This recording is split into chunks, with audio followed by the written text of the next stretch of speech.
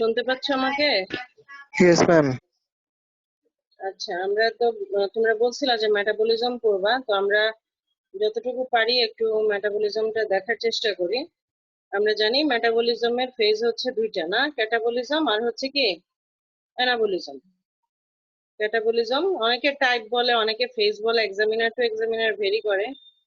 তো ক্যাটাবলিজম হচ্ছে breakdown process, যেখানে কি হবে, all complex biomolecule are broken down into simpler one with release of energy, যেখানে এনার্জি রিলিজ হবে। আর অ্যানাবলিজম হচ্ছে কি বায়োসিনথেটিক প্রসেস, যেখানে কি হবে, কমপ্লেক্স বায়োমলিকুল সিনথেসিস হবে from simple one and there is utilization of energy. তাহলে মেটাবলিজম হচ্ছে দুই ধরনের, ক্যাটাবলিজম আর হচ্ছে অ্যানাবলিজম। আর একটা মেটাবলিক পাথওয়ে আছে যেটাকে আমরা জানি যে টিসিএ সাইকেল বা সাইট্রিক অ্যাসিড সাইকেল অথবা ক্রেবস সাইকেল, যেটাকে আমরা বলি অ্যাম্ফিবলিক পাথওয়ে, কারণ এখানে ক্যাটাবলিজম এবং অ্যানাবলিজম দুইটাই হয়। এবং যদি আমরা মেটাবলিজমের ডেফিনিশন বলি, তাহলে ডেফিনিশনটা হচ্ছে all chemical reaction that occurs in a cell is known as metabolism. আর তোমরা যেহেতু জানো, আমি খুব চেষ্টা করছি যেন একটু রিপিটলি পড়ানো যায়। তো ক্যাটাবলিজমকে আমরা তিনটা স্টেজে ভাগ করছি। এক নম্বর স্টেজে কি হবে, conversion of complex molecule, conversion of complex molecule into their building blocks. দুই নম্বর স্টেপে হবে ফরমেশন অফ সিম্পল ইন্টারমিডিয়েট, এবং ফাইনাল স্টেজে হবে অক্সিডেশন অফ এসিটাইল কোয়ে। এখানে হচ্ছে ছবি দেখো, আমরা যে কমপ্লেক্স খাবারগুলো খাই, সে যেমন কার্বোহাইড্রেট, প্রোটিন, লিপিড, তারা ব্রেকডাউন হয়ে ফাইনালি স্টেজ ওয়ানে সিম্পল ইউনিটে কনভার্ট হবে। যেমন কার্বোহাইড্রেট হবে মনোস্যাকারাইডে, লিপিড হবে হচ্ছে ফ্যাটি অ্যাসিড এবং গ্লিসারলে, প্রোটিন হবে অ্যামাইনো অ্যাসিডে। ইন স্টেজ টু তে তারা কি হবে, এই সবগুলা এসিটাইল কোয়েতে কনভার্ট হবে। এবং স্টেজ 3 তে ফাইনালি এরা citric acetyl Quetta citric acid সাইকেলে গিয়ে অক্সিডেশন হবে। অক্সিডেশন হয়ে সে কার্বন ডাই অক্সাইড এবং এনএডিএইচ তৈরি করবে। এনএডিএইচ এবং এফএডিএইচ ইলেকট্রন ট্রান্সপোর্ট চেইনে গিয়ে এটিপি এবং ওয়াটার তৈরি করবে। এটা হচ্ছে ক্যাটাবলিজমের স্টেজ। তাহলে প্রথমে হচ্ছে কমপ্লেক্স ফুড পার্টিকেল গুলা সিম্পল অ্যাবজর্বেবল ইউনিটে কনভার্ট হবে, দেন ফাইনালি এগুলা ভেরিয়াস মেটাবলিক পাথওয়েতে এসে তারা অ্যাসিটাইল কোয়ে তৈরি করবে, এবং this acetyl CoA is converted two TCA cycle in stage 3। নাও এখানে আমি এত কিছু আর তোমাদেরকে বলছি না, না বলে আমি চলে যাচ্ছি কার্বোহাইড্রেট মেটাবলিজমের যে মেজর পাথওয়ে গুলা আছে, সেগুলোর নাম হচ্ছে কি গ্লাইকোলাইসিস। তোমরা জানো গ্লাইকোলাইসিসে কি হয়, গ্লুকোজ অক্সিডেশন হয়ে পাইরুভেট আর ল্যাকটেট হয়। তারপরে আসে সাইট্রিক অ্যাসিড সাইকেল। আমি কি বেশি রিপিট বলতেছি?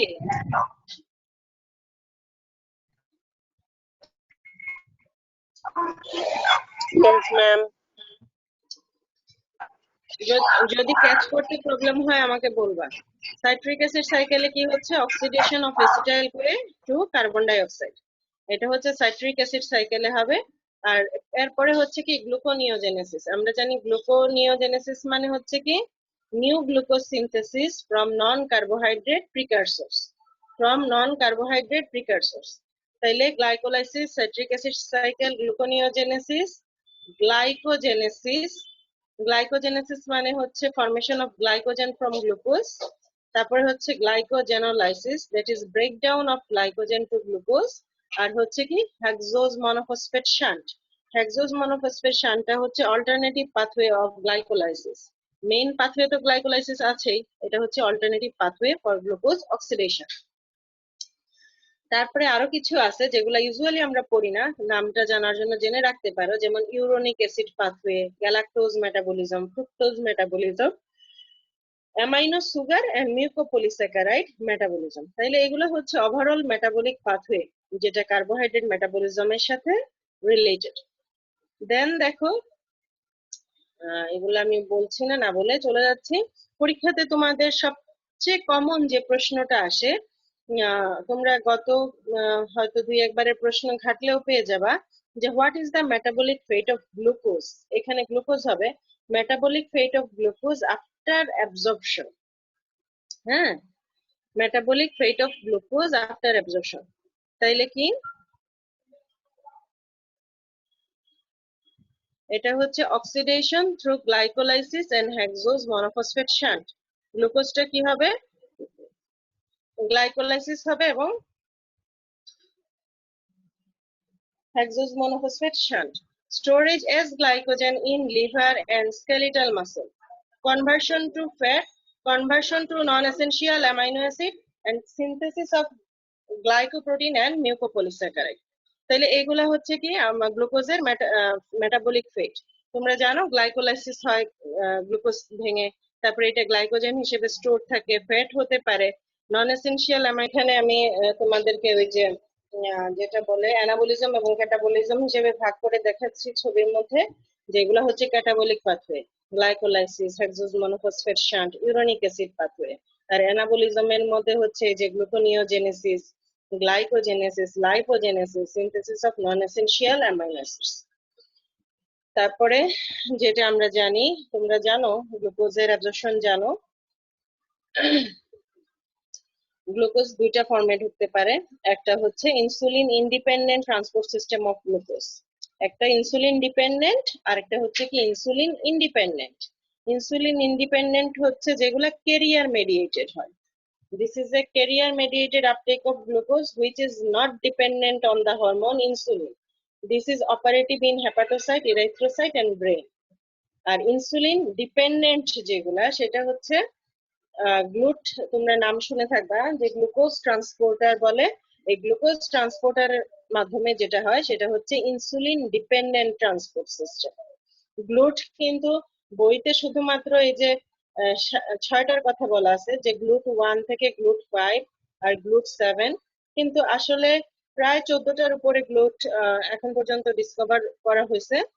তো যাই হোক, আমরা আমাদের টেক্সট বই অনুযায়ী বলবো যে there is 6 glucose transporter, that is GLUT 1, 2, 3, 4, 5 and GLUT 7 present in the cell membrane. They exhibit tissue specificity. For instances, GLUT 1 is abundant in RBC, GLUT 4 is abundant in skeletal muscle and adipose tissue. Insulin increase the number and promote the activity of GLUT 4 in skeletal muscle and adipose tissue. তাহলে insulin আমরা যে বললাম insulin dependent, ইনসুলিনের কাজটা কি? ইনসুলিনের কাজটা হচ্ছে সে কি করবে, নাম্বার বাড়াবে এবং এই গ্লুট 4 এর অ্যাক্টিভিটিটা বাড়াই দিবে। In type 2 diabetes mellitus, insulin resistance is observed in this tissue. This is due to the reduction in the quantity of GLUT4 in insulin deficiency. এই জিনিসটা আমার থিসিসের টপিকস ছিল। আমি যখন মানে ফাইনালি থিসিস করছি, সেই থিসিসে ছিল আমি দেখছি GLUT4 কনসেন্ট্রেশন দেখলাম in WBC of type 2 diabetic patient. তাইলে যেটা গ্লুট 4 এর কাজ হচ্ছে কি, সে গ্লুকোজটাকে সেলের মধ্যে এন্ট্রি করাবে এবং তার জন্য তার কি দরকার, ইনসুলিন দরকার। এবং এই যে গ্লুকোজ ট্রান্সপোর্টারটা, এই গ্লুকোজ ট্রান্সপোর্টার শর্ট নোট তোমাদের পরীক্ষাতে আসে। তোমরা এখন নিশ্চয়ই এতদিন হয়ে গেছে, নিশ্চয়ই প্রশ্ন ঘাটছো এবং তোমরা দেখছো যে গ্লুকোজ ট্রান্সপোর্টার পরীক্ষাতে শর্ট নোট হিসেবে আসে। এখন আমরা সরাসরি মেটাবলিজমে ঢুকে যাচ্ছি। এটা হচ্ছে কি গ্লাইকোলাইসিস। গ্লাইকোলাইসিস কি ছিল? গ্লাইকোলাইসিস ছিল হচ্ছে oxidation of glucose to pyruvate or lactate. Oxidation of glucose to pyruvate or lactate. Pyruvate মানে হচ্ছে কি, পাইরুভেট কখন হবে? আমরা জানি গ্লাইকোলাইসিস হচ্ছে দুই ধরনের, অ্যারোবিক আর হচ্ছে কি অ্যানারোবিক গ্লাইকোলাইসিস। অ্যারোবিক গ্লাইকোলাইসিসে তৈরি হবে পাইরুভেট আর অ্যানারোবিক গ্লাইকোলাইসিসে তৈরি হবে হচ্ছে lactate. Glycolysis take place in all cell, প্রত্যেকটা সেলে হবে বডি, এবং এটা হবে কি সেলের সাইটোপ্লাজমের মধ্যে। এবং যেসব টিস্যুতে মাইটোকন্ড্রিয়া থাকে না, যেহেতু সেখানে অক্সিজেন থাকবে না, সেখানে অ্যানারোবিক গ্লাইকোলাইসিস হবে। ওই টিস্যুগুলা কি কি, যেমন ধরো RBC, cornea, lens, renal medulla, এইগুলাতে কি থাকে, মাইটোকন্ড্রিয়া থাকেই না অথবা কম থাকে, যার কারণে ওখানে অ্যানারোবিক গ্লাইকোলাইসিস হয়। এবং এই গ্লাইকোলাইসিসের আরেকটা নাম হচ্ছে কি এমডেন মেয়ারহফ পাথওয়ে। যে সায়েন্টিস্ট বা বায়োকেমিস্ট এটাকে ডিসকভার করছেন, ওনার নাম অনুযায়ী এটার নাম হচ্ছে কি এমডেন মেয়ারহফ পাথওয়ে। অলরেডি আমরা বলছি যে দুই ধরনের গ্লাইকোলাইসিস আছে, একটা হচ্ছে কি অ্যারোবিক আর একটা হচ্ছে গিয়ে কি অ্যানারোবিক। এখন আসো আমরা সরাসরি ছবিতে চলে যাই, না থিওরিটিক্যাল না পড়ে। তোমরা জানো কি করব, কি ভেঙে ভেঙে আস্তে আস্তে পড়াবো নাকি? জি ম্যাম, শুনতে পাই ম্যাম। শুনতে পাও না? পাই। হ্যাঁ, কিভাবে পড়াবো বলো? ওই যে মানে প্রথম মানে ধরো একটা টপিক প্রথম পড়াইলে যেভাবে ডিটেলস পড়ায় সেভাবে পড়াবো নাকি তোমাদের পরীক্ষার জন্য যতটুকু লাগে সেভাবে পড়াবো?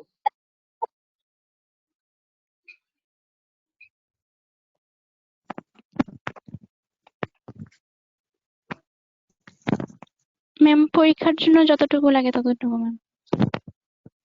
আমি আমি ডিটেলসই পড়াবো, কিন্তু মানে আমি স্লাইড দেখায় দেখায় মানে রিডিং করতে চাচ্ছি না আর কি। রিডিং না পড়ে আমি তোমাদেরকে মানে ইজি ওয়েতে বোঝানোর চেষ্টা করি, তোমরা একটু কনসেন্ট্রেশন দাও। Viva ma'am. রিলেটেড করে পড়ালে একটু ভালো হয়। ঠিক আছে, দেখো এখানে গ্লাইকোলাইসিস, এই গ্লাইকোলাইসিসে কি হচ্ছে আমরা জানি glucose is converted in first step glucose 6 phosphate by hexokinase or glucokinase enzyme. Glucose 6-phosphate is converted to fructose 6-phosphate in by phosphoglucose isomerase enzyme. Fructose 6-phosphate is converted to fructose 1,6-bisphosphate by phosphofructokinase enzyme. Fructose 1,6-bisphosphate is splitted into dihydroxyacetone phosphate and glyceraldehyde 3-phosphate. এই দুইটা আবার interchangeable, দেখতে পাচ্ছ? Interchangeable. এবং তোমরা যদি দেখো যে গ্লুকোজ এতক্ষণ ছিল 1 মলিকুল, এখানে এসে এটা হয়ে গেল 2 মলিকুল। তারপরে দেখো গ্লিসারেলডিহাইড 3 ফসফেট থেকে গ্লিসারেলডিহাইড 3 ফসফেট ডিহাইড্রোজেনেজের মাধ্যমে হবে 1,3-বিসফসফোগ্লিসারেট, দেন 3-ফসফোগ্লিসারেট, দেন ফসফোগ্লিসারেট মিউটেজের মাধ্যমে হবে 2-ফসফোগ্লিসারেট, এবং 2-ফসফোগ্লিসারেট থেকে হবে কি ফসফোইনল পাইরুভেট, দেন ফসফোইনল পাইরুভেট থেকে হবে পাইরুভেট। এই হচ্ছে টোটাল 10টা স্টেপ। এই 10টা স্টেপের মধ্যে তুমি দেখবা স্টেপ 1, স্টেপ 3 এবং স্টেপ 10, এই স্টেপ গুলা হচ্ছে কি ইরিভার্সিবল। তোমরা দেখতে পাচ্ছ নিশ্চয়ই যে এগুলা হচ্ছে কি ইরিভার্সিবল স্টেপ। এই স্টেপ গুলো হচ্ছে ইরিভার্সিবল স্টেপ, আদারওয়াইজ কিন্তু সবগুলা রিভার্সিবল। হ্যাঁ, সবগুলাই রিভার্সিবল। তাইলে এটা হচ্ছে আমাদের অ্যারোবিক গ্লাইকোলাইসিস, যেখানে গ্লুকোজ অক্সিডেশন হয়ে পাইরুভেট তৈরি করলো। এবং এইখানে দেখো আমি তোমাদেরকে একবারে এটিপির হিসাবটাও দিয়ে দেই। ইন ফার্স্ট স্টেপ একটা এটিপি এখানে খরচ হয়েছে, ATP is broke down to ATP. Then 3 number step 1 ATP is utilized. In step 6 there is production of 2 NADH. 1 NADH enter into respiratory chain and produce 3 ATP. So 2 NADH produce 6 ATP. There is production of 2 ATP in step 7. So 6 and 2, that is 8 ATP. And in last step there is 2 ATP. So there is almost 6 to 2, that is 10 ATP. So there is production of 10 ATP and utilization of 2 ATP. So net gain is 8 ATP. So in aerobic glycolysis there is production of 8 ATP.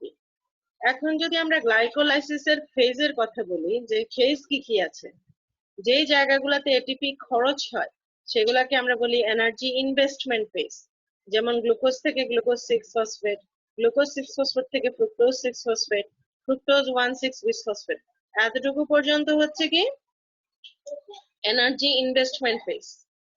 এখানে গিয়ে দেখো fructose 1,6-বিসফসফেটে split হয়ে যাচ্ছে, এই জন্য এটাকে আমরা বলি কি স্প্লিটিং ফেজ, এটাকে বলি স্প্লিটিং ফেজ। আর যেই জায়গাটাতে এই এটিপি তৈরি হচ্ছে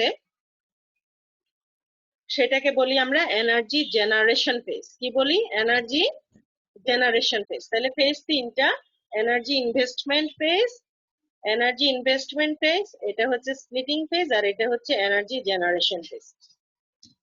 পরীক্ষাতে কিন্তু অ্যারোবিকের থেকে অ্যানারোবিক গ্লাইকোলাইসিস রিটেনে বেশি।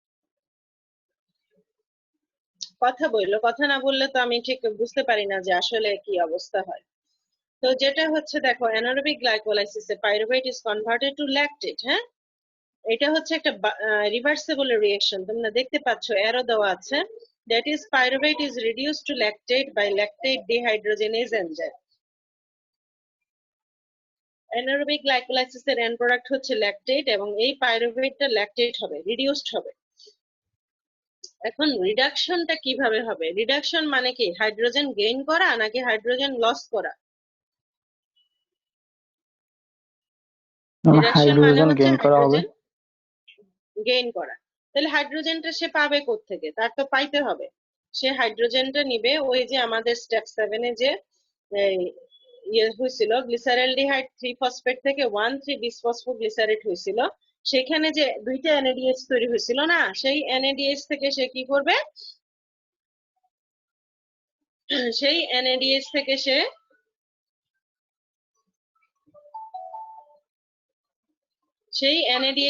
সে কি করবে? এই যে হাইড্রোজেন আয়ন নিবে, নিয়ে পাইরুভেটটা রিডিউসড হবে কিসের? ল্যাকটেটে।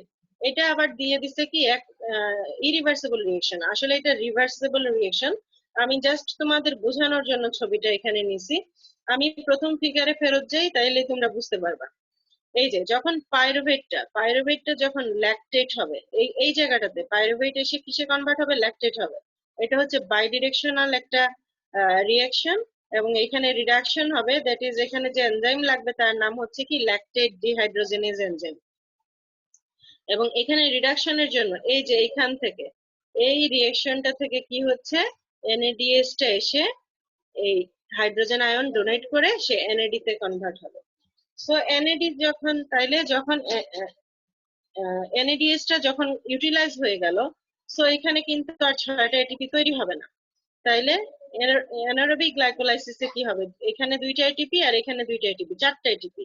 আর এখানে খরচ হয়ে গেল হচ্ছে 2টা। তাইলে মোট কয়টা থাকলো? 4টা থেকে 2টা চলে গেলে 2টা এটিপি না?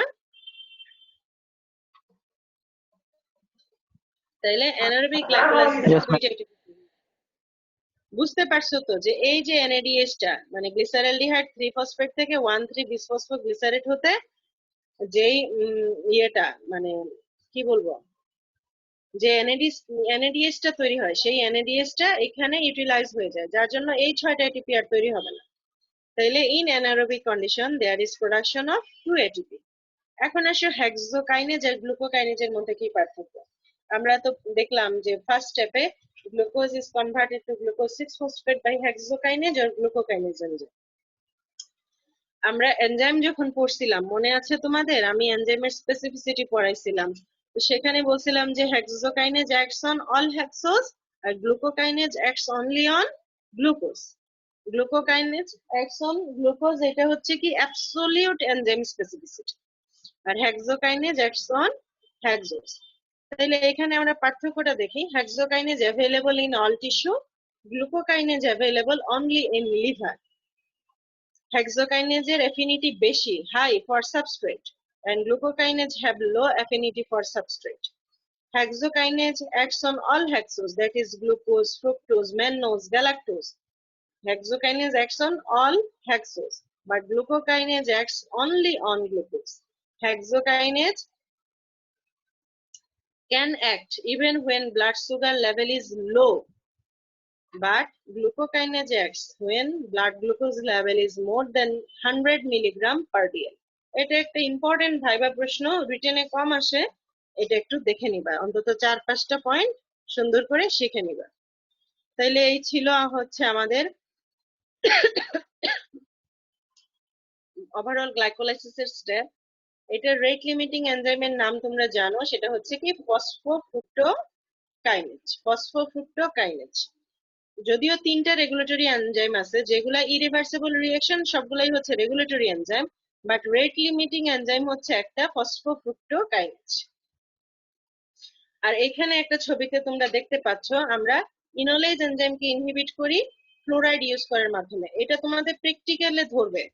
প্র্যাকটিক্যালে ধরবে কি, ধরো সকালবেলা একটা পেশেন্টের তুমি ফাস্টিং সুগার নিছো, কোনো কারণে তোমার টেস্ট করতে করতে হয়তো দুপুর হয়ে যাবে, তখন কি করি আমরা? ওই টিউবে ইয়ে মিশানো থাকে,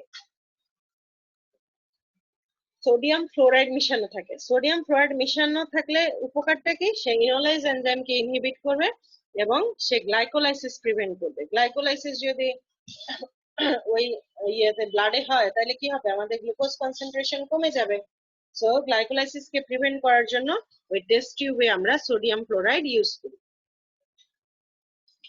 তাইলে এগুলা হচ্ছে এটিপির হিসাব, অলরেডি আমি বলে দিছি, তোমরা একটু পড়লেই পারবা। এগুলা হচ্ছে রেগুলেটরি এনজাইম তিনটা, হেক্সোকাইনেজ, ফসফোফ্রুক্টোকাইনেজ আর পাইরুভেট কাইনেজ। আর phosphofructokinase is the most important regulatory enzyme, বা যেটাকে আমরা রেট লিমিটিং এনজাইম বলি। এটা কিভাবে ইনহিবিটেড হয়? গ্লাইকোলাইসিসে কিন্তু এটিপি তৈরি হয়। সো এটিপি যদি আমার এডিকুয়েট অ্যামাউন্টে থাকে তাহলে আমার তো আর গ্লাইকোলাইসিসের প্রয়োজন নাই। তাহলে এটিপি একটা ইনহিবিটর, সাইট্রেট এবং হাইড্রোজেন আয়ন বা লো পিএইচ যেটাকে আমরা বলি, সেটাও হচ্ছে একটা ইনহিবিটর। আর অ্যাক্টিভেটরের মধ্যে হচ্ছে fructose 2,6 bisphosphate, ADP, AMP and inorganic phosphate আর দ্য অ্যালোস্টেরিক অ্যাক্টিভেটর। ক্লিয়ার? তোমরা একটু অ্যানারোবিক গ্লাইকোলাইসিসের ইম্পর্টেন্সটা বই থেকে পড়ে নিবা। গেল আমাদের গ্লাইকোলাইসিস। এখন আসো, এটা হচ্ছে, হ্যাঁ এটা হচ্ছে গ্লুকোনিওজেনেসিসের ছবি। তোমরা কি স্পষ্ট দেখতে পাচ্ছো?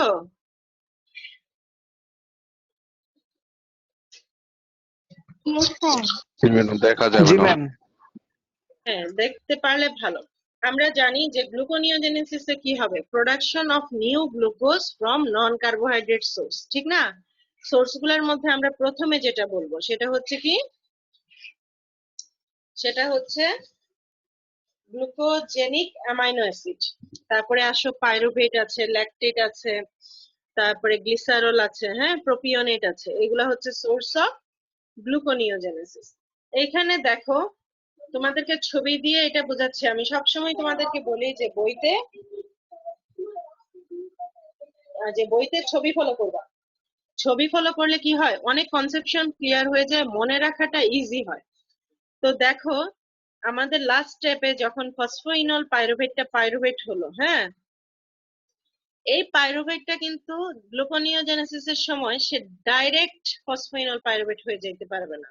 এটা পসিবল না, কোনো ওয়ে নাই যে পাইরুভেটটা ডাইরেক্ট ফসফোইনল পাইরুভেট হয়ে যাবে। যদি ডাইরেক্ট ফসফোইনল পাইরুভেট হয়ে যাইতো তাহলে কিন্তু গ্লুকোনিওজেনেসিসের কি এনজাইম হইতো? গ্লুকোনিওজেনেসিসের কি এনজাইম হইতো? তিনটা, চারটা হইতো না। তো পাইরুভেট কি করবে? সাইটোপ্লাজম থেকে মাইটোকন্ড্রিয়াতে যাবে। মাইটোকন্ড্রিয়াতে গিয়ে সে কি করবে? পাইরুভেট কার্বক্সিলেজের মাধ্যমে কি হবে? অক্সালোএসিটেট হবে। এটা হচ্ছে 1 নাম্বার এনজাইম, যেখানে পাইরুভেট কি হবে? অক্সালোএসিটেট হবে। অক্সালোএসিটেটটা ম্যালেট ডিহাইড্রোজেনেজ এনজাইমের মাধ্যমে হবে ম্যালেট। ম্যালেটটা ডিফিউশনের মাধ্যমে চলে আসবে সাইটোপ্লাজমে। সাইটোপ্লাজমে এসে এই ম্যালেট আবার অক্সালোএসিটেট হবে। অক্সালোএসিটেটটা তখন ফসফোইনল পাইরুভেট হবে।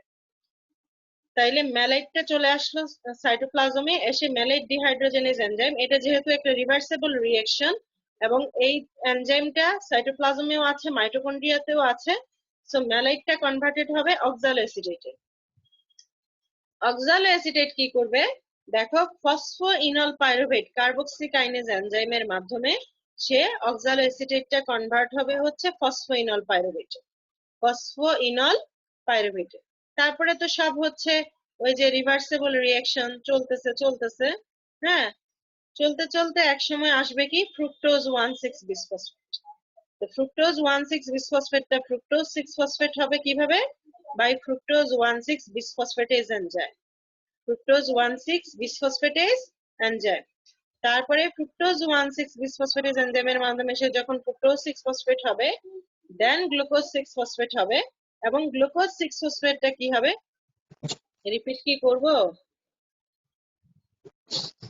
জি ম্যাম। তুমি এই ছবিটা তাইলে আগে আরেকবার দেখো, তোমাদের সবার সুবিধার জন্য আমি বলি। সরি, কোথায় চলে গেলাম, দাঁড়াও।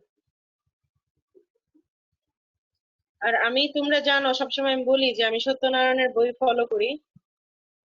আমি মানে টেক্সট বই সম্বন্ধে আসলে কি আমাদের, শোনো, পড়াশোনাটা হচ্ছে মানে কি বলবো তোমাদেরকে, এটা ইয়ে হয়ে গেছে, পলিউটেড হয়ে গেছে। টেক্সট বই আমরা পড়ি না, ইউজুয়ালি গাইড বই পড়ি, মনে হয় যে গাইড বইটা সবচেয়ে ইজি, আসলে কিন্তু সেটা না।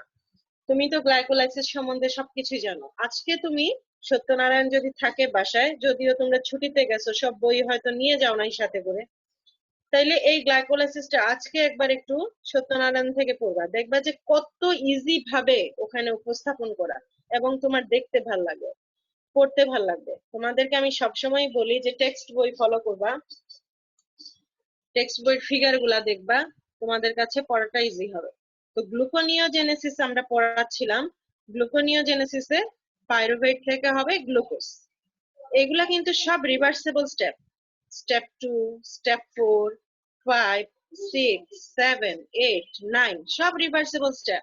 তাইলে এখানে আমার নতুন কোনো এনজাইমের দরকার নাই, তারা যেমন গ্লুকোজ থেকে পাইরুভেট হতে পারবে, পাইরুভেট থেকে গ্লুকোজ হতে গেলেও এই রিভার্সিবল স্টেপ গুলাতে কোনো প্রবলেম নাই, তারাই রিভার্স করতে পারবে।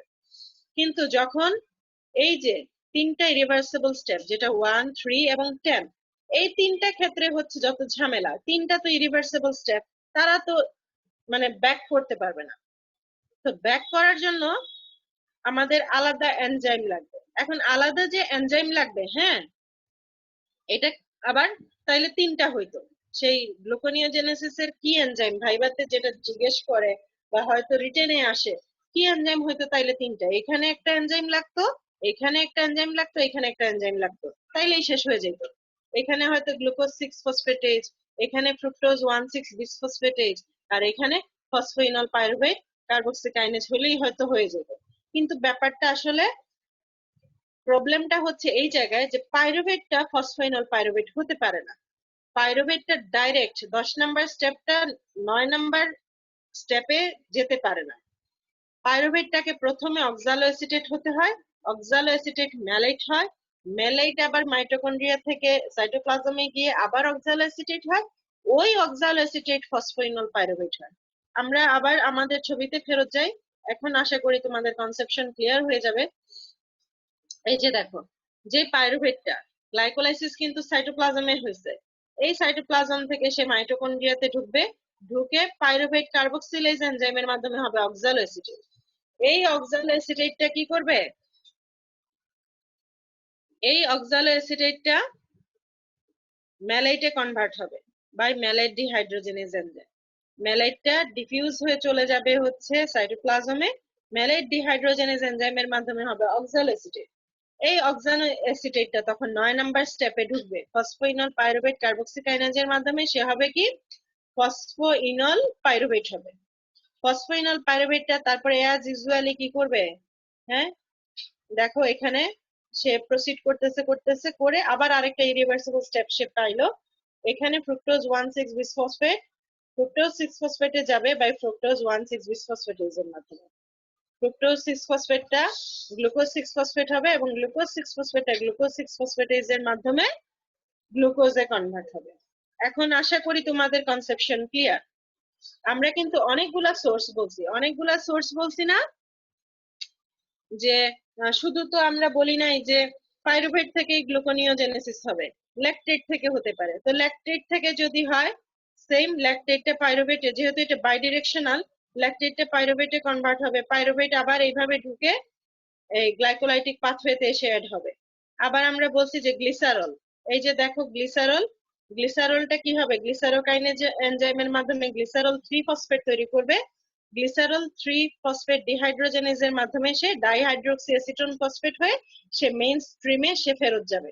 হ্যাঁ, আবার আমরা আরেকটা সোর্স বলছিলাম প্রোপিওনেট, এই যে প্রোপিওনেট দেখো সাকসিনাইল কোয়ে হয়ে টিসিএ সাইকেলে প্রসিড করবে, করে ম্যালেট হবে, এই ম্যালেটটা অক্সালো অ্যাসিটেট হয়ে সে মানে রিভার্স করবে, করে আলটিমেটলি সে কি তৈরি করবে, সে গ্লুকোজ তৈরি করবে। বুঝতে পারছো, একটা ফিগারের মধ্যে কিন্তু সবগুলো আনসার, যদিও তোমাদেরকে সব ধরবে না, তোমাদেরকে পাইরুভেট থেকেই ধরবে। সো পাইরুভেট এবং পাইরুভেট থেকে কনভার্সন হওয়াটা বেশি মানে ডিফিকাল্ট, যার জন্য এটাই হচ্ছে আমাদের মেইন পড়াশোনার উদ্দেশ্য। গ্লিসারল ঢুকবে হচ্ছে এই যে ডাইহাইড্রোক্সি অ্যাসিটোন ফসফেট দিয়ে, প্রোপিওনেট যেটা সে সাকসিনাইল কোয়েতে কনভার্ট হয়ে টিসিএ সাইকেলের মাধ্যমে ম্যালেট তৈরি করে সে অক্সালোএসিটেটে কনভার্ট হয়ে ফসফেনল পাইরুভেট তৈরি করবে। আর ল্যাকটেটটা তো আমরা জানি যে ল্যাকটেট আর পাইরুভেট ইন্টার কনভার্টেবল। ল্যাকটেটটা পাইরুভেট তৈরি করবে, করে পাইরুভেট আবার ওই আগের নিয়মে গ্লাইকোলাইটিক পাথওয়েতে ঢুকে ফাইনালি সে গ্লুকোজ তৈরি করবে। বুঝতে পারছো? Yes ma'am. Yes ma'am. Details পড়ানোর তো দরকার নাই, সত্যনারায়ণের বইতে আছে, ওখান থেকে দেখে নিও, ঠিক আছে? আর ছবিটা দেখলে আমার কাছে মনে হয় যথেষ্ট যথেষ্ট। ছবি দেখার পরে বাকিগুলো পড়া তোমাদের জন্য কোনো ব্যাপার না। এখন আসো পাইরুভেট। পাইরুভেট কি হবে? যদি কমপ্লিট অক্সিডেশন হয়, pyruvate is converted to acetyl CoA, acetyl কোয়েতে কনভার্ট হবে। এইখানে যে এনজাইম লাগে তার নাম হচ্ছে পাইরুভেট ডিহাইড্রোজেনেস কমপ্লেক্স। এটা একটা ইম্পর্টেন্ট শর্ট নোট পরীক্ষাতে আসে, পাইরুভেট ডিহাইড্রোজেনেস কমপ্লেক্স। তো পাইরুভেট ডিহাইড্রোজেনেস কমপ্লেক্সের মধ্যে তিনটা এনজাইম থাকে। একটা হচ্ছে পাইরুভেট ডিহাইড্রোজেনেস, একটা হচ্ছে ডাইহাইড্রোলাইপোইল ট্রান্সএসিটাইলেজ, আর একটা হচ্ছে ডাইহাইড্রোলাইপোইল ডিহাইড্রোজেনেস। এই তিনটা এনজাইম লাগে। আর কোএনজাইম লাগে কয়টা? 5টা লাগে coenzyme. Thiamine pyrophosphate, NAD, FAD, CoA, আর একটা হচ্ছে লাইপোএমাইড বা যেটাকে আমরা বলি লাইপোইক অ্যাসিড। এই 5টা কোএনজাইম লাগে। তো তোমরা যখন শর্ট নোট পড়বা, শর্ট নোটে তোমরা লিখবা, সময় হয়ে গেছে? আচ্ছা, তাহলে তোমরা আর লিখবা যে আরো 10 pyruvate minute. Pyruvate dehydrogenase complex. Pyruvate dehydrogenase complex কি করে? পাইরুভেট ডিহাইড্রোজেনেস কমপ্লেক্সটা এসিটাইল কোয়েকে পাইরুভেট থেকে এসিটাইল কোয়ে তৈরি করে। It converts pyruvate to acetyl CoA. It consists of 3 enzymes, that is pyruvate dehydrogenase, dihydrolipoyl transacetylase, and dihydrolipoyl dehydrogenase. And it consists of 5 coenzymes, that is TPP, thiamine pyrophosphate, lipoamide, CoA, FAD, and NAD. Clear? ঠিক আছে? জি তো pyruvate যখন acetyl কোয়েতে, হ্যাঁ বলো। Pyruvate যখন acetyl কোয়েতে convert হয়, হ্যাঁ, তখন একটা পাইরুভেট থেকে একটা NADH বের হয় এবং একটা কার্বন ডাই অক্সাইড বের হয়ে যায়, যার জন্য এই রিঅ্যাকশনটার নাম হচ্ছে oxidative decarboxylation reaction. Oxidative decarboxylation reaction. এখানে একটা NADH তৈরি হচ্ছে একটা পাইরুভেট থেকে। এটা হচ্ছে টিসিএ সাইকেল, তোমরা জানো। এই টিসিএ সাইকেলে দেখো, প্রথমে অ্যাসিটাইল কোয়ে এবং অক্সালোএসিটেট মিলে সাইট্রেট সিনথেজের মাধ্যমে তৈরি করবে হচ্ছে সাইট্রেট। তারপরে অ্যাকোনাইটেজ এনজাইমের মাধ্যমে এগুলো আইসোমারিজম হয়ে প্রথমে সিস অ্যাকোনাইট তৈরি করবে, দেন হচ্ছে আইসোসাইট্রেট। আইসোসাইট্রেট ডিহাইড্রোজেনেজের মাধ্যমে হবে অক্সালোসাক্সিনেট। অক্সালোসাক্সিনেটটা হবে আলফা কিটোগ্লুটারেট। আলফা কিটোগ্লুটারেট থেকে হবে সাকসিনাইল কোয়ে। সাকসিনেট সাকসিনেট থায়োকাইনেজের মাধ্যমে হবে সাকসিনেট। সাকসিনেট ডিহাইড্রোজেনেজের মাধ্যমে হবে ফিউমারেট। ফিউমারেট থেকে হবে ম্যালেট বাই ফিউমারেজ এনজাইম।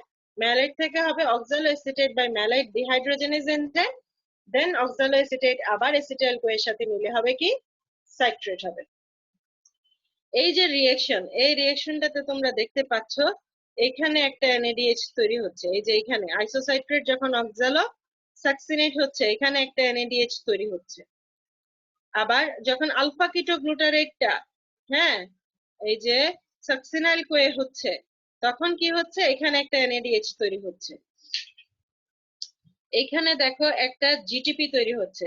একটা জিটিপি আর একটা এটিপি কিন্তু ইকুইভ্যালেন্ট, মানে সেম এনার্জি সে লিবারেট করে। জিটিপি আর এটিপি এক, বুঝার সুবিধার জন্য। তাহলে সাকসিনাইল কোয়ে থেকে যখন সাকসিনেট হচ্ছে, একটা এটিপি তৈরি হচ্ছে, এখানে একটা FADH তৈরি হচ্ছে, হ্যাঁ, FADH2। সাকসিনেট যখন ফিউমারেট হয় তখন। আবার ফাইনালি ম্যালেট যখন অক্সালোএসিটেট হচ্ছে, তখন আরেকটা NADH তৈরি হচ্ছে। তাইলে NADH হচ্ছে কয়টা? 1, 2, 3। তাহলে 3টা NADH রেসপিরেটরি চেইনে গিয়ে 9টা ATP দিবে নাকি? 9টা ATP। এখানে একটা 10টা ATP। আর এইখানে হচ্ছে FADH ঢুকলে হবে 2টা, তাহলে 12টা ATP। তাইলে একটা অ্যাসিটাইল কোয়ে যখন টিসিএ সাইকেলে ঢুকবে, তখন সেখান থেকে কি তৈরি হবে? 12টা ATP তৈরি হবে। 12টা।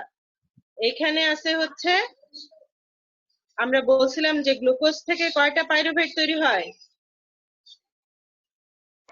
2টা। দুইটা পাইরুভেট, তাইলে দুইটা পাইরুভেট থেকে হচ্ছে দুইটা অ্যাসিটাইল কোয়ে। হ্যাঁ, তাইলে এখানে হচ্ছে দুইটা এনএডিএস তৈরি হবে, দুইটা এনএডিএস থেকে হবে তাহলে 6টা, আর একটা অ্যাসিটাইল কোয়ে থেকে 12টা যদি হয় তাহলে দুইটা থেকে হবে হইলো 24টা। 12টা। হ্যাঁ হ্যাঁ, 24 আর 6 হইল 30, আর ওই গ্লাইকোলাইসিসে ছিল হচ্ছে 8 অ্যারোবিক গ্লাইকোলাইসিসে। তাইলে এই হচ্ছে টোটাল 1 মোল গ্লুকোজ অক্সিডেশন হলে 38টা এটিপি তৈরি হয়। ঠিক আছে, মডার্ন কনসেপশন অনুযায়ী কিন্তু একটা এনএডিএস থেকে আড়াইটা এটিপি বলে, আবার এফএডিএস থেকে বলে 1.5টা এটিপি। এতটুকু জানলেই হবে, আর বেশি বলার দরকার নেই, আমরা 3টা হিসেবেই ক্যালকুলেশন করব। ঠিক আছে, তাইলে 1 মোল গ্লুকোজ কমপ্লিট অক্সিডেশন হওয়ার মাধ্যমে এখানে কি তৈরি করে, এখানে প্রায় 38টা এটিপি, 38 এটিপি ইজ প্রডিউসড। এখন আসো, কেন টিসিএ সাইকেলকে আমরা অ্যামফিবলিক পাথওয়ে বলি? টিসিএ সাইকেলকে আমরা অ্যামফিবলিক পাথওয়ে বলি কারণ এটার ক্যাটাবলিক রুল আছে, অ্যানাবলিক রুল আছে। ক্যাটাবলিক রুল কি, যে অ্যাসিটাইল কোয়ে যেটা আছে সেটা অক্সিডাইজড হয়ে কার্বন ডাই অক্সাইড এবং ওয়াটার তৈরি করে, সরি এটিপি তৈরি করে, এটা তোমরা জানো। কার্বন ডাই অক্সাইড এবং এটিপি তৈরি করে, এটা হচ্ছে তার ক্যাটাবলিক রুল। আর অ্যানাবলিক রুল কি, অ্যানাবলিজম মানে কিন্তু তৈরি হওয়া। যেমন দেখো এই যে সাইট্রেট, সাইট্রেটটা কি হবে, অ্যাসিটাইল কোয়েতে কনভার্ট হবে, হয়ে ফ্যাটি অ্যাসিড, স্টেরয়েড এবং কিটোন বডি তৈরি করবে, যেটা আমি তোমাদেরকে শিখাইছিলাম KFC, ketone body, fatty acid, cholesterol. Alpha ketoglutarate ট্রান্সঅ্যামাইনেশনের মাধ্যমে তৈরি করবে হচ্ছে গ্লুটামেট। সাকসিনাইল কোয়ে থেকে হবে হিম, ম্যালেট থেকে হবে পাইরুভেট, অক্সালোএসিটেট থেকে হবে পাইরুভেট, আবার অক্সালোএসিটেট থেকে ট্রান্সঅ্যামাইনেশনের মাধ্যমে হবে অ্যাসপার্টেট, এবং যা non essential amino acid purine pyrimidine তৈরিতে সাহায্য করবে। তাইলে এই যে জিনিসগুলো এখান থেকে তৈরি হচ্ছে, হ্যাঁ তৈরি যে হচ্ছে, এটাকে আমরা কি বলবো, এটাকে আমরা বলবো হচ্ছে ক্যাটাবলিক রুল। সাইট্রেট থেকে KFC, that is ketone body, fatty acid and steroid, তারপরে এই যে সাকসিনাইল কোয়ে থেকে হিম, আলফা কিটোগ্লুটারেট থেকে গ্লুটামেট, অক্সালোএসিটেট থেকে অ্যাসপার্টেট, এই যে জিনিসগুলো তৈরি হচ্ছে এটা হচ্ছে তার অ্যানাবলিক রুল। আরেকটা জিনিস বলা হয় anaplerotic rule of TCA cycle. Anaplerotic rule মানে কি, এই যে ধরো জিনিসগুলা যে তৈরি হচ্ছে, হ্যাঁ এটা থেকে এটা, ওইটা থেকে ওইটা, তাহলে স্টোরটা শেষ হয়ে যাবে না? এই স্টোরটাকে ফিল আপ করার যে সিস্টেম সেটাকে বলা হয় অ্যানাপ্লেরোটিক রুল। যেমন ধরো ম্যালেট যদি কমে যায় তাহলে pyruvate can converted to malate by malate dehydrogenase malic enzyme. আবার oxaloacetate can pyruvate can convert into oxaloacetate by pyruvate carboxylase enzyme, বা অ্যাসপার্টেটও কিন্তু ট্রান্সঅ্যামিনেশনের মাধ্যমে অক্সালোএসিটেট হতে পারে। এই একটা ফিগারে কিন্তু দুইটা আনসার, হ্যাঁ, যে এক হচ্ছে অ্যানাবলিক রুল কি, আর দুই হচ্ছে কি যে এটা কিভাবে রিপ্লেনিশ হয়। ওইটা পরীক্ষাতে কম আসে অ্যানাপ্লেরোটিক রুল, বেশি যেটা আসে সেটা হচ্ছে কি টিসিএ সাইকেলকে কেন অ্যামফিবলিক পাথওয়ে বলা হয়। আরেকটা ছিল কি কমন মেটাবলিক পাথওয়ে বলা হয় কেন। কমন মেটাবলিক পাথওয়ে বলা হয় কেন টিসিএ সাইকেলকে, কারণ কার্বোহাইড্রেট, প্রোটিন, লিপিড সবগুলা ফাইনালি অ্যাসিটাইল কোয়ে তৈরি করে, এবং এই অ্যাসিটাইল কোয়ে পরে টিসিএ সাইকেলে এসে অক্সিডাইজড হয়।